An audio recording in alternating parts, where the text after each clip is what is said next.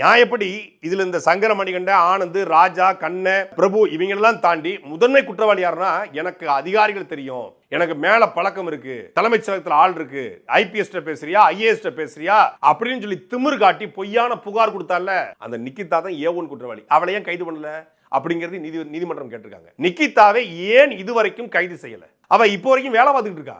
போன மாசம் வரைக்கும் வேலை பார்த்துக்கிட்டு இருந்தா. இந்த சம்பவம் நடைபெறுது, தமிழ்நாடே கொந்தளிச்சுக்கிட்டு இருக்கு.